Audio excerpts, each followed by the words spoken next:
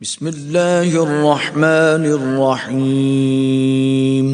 شروع اللہ کے نام سے جو بڑا مہربان نہایت رحم والا ہے۔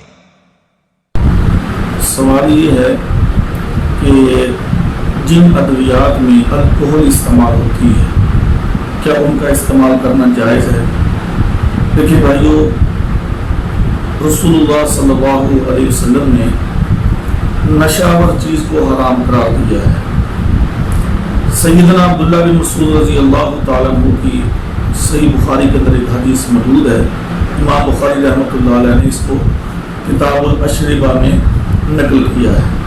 فرماتے ہیں کہ عبداللہ بن مسعود رضی اللہ تعالیٰ عنہ کہ رسول اللہ صلی اللہ علیہ وسلم نے فرمایا کہ جس چیز میں بیماری ہو، یعنی کہ جو چیز اللہ تعالیٰ نے تمہارے لیے حرام قرار دی ہے تو اس میں شفا نہیں ہو سکتی، تو لہٰذا جس بھی دوائی میں میڈیسن میں الکحل کا استعمال ہے، یعنی شراب کا استعمال ہے، تو اس میڈیسن کو، اس دوائی کو بطور علاج استعمال نہیں کیا جا سکتا، کیونکہ جو خود ہی بیماری ہے وہ علاج کیا اس سے حاصل کیا جا سکتا ہے۔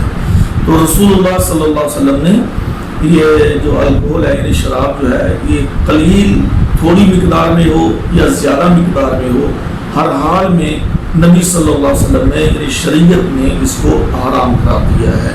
تو لہذا جس بھی میڈیسن میں، جس بھی دوائی میں الکحل وغیرہ ملی ہوگی، اس میں شامل ہوگی، تو وہ دوائی وغیرہ استعمال نہیں کی جا سکتی۔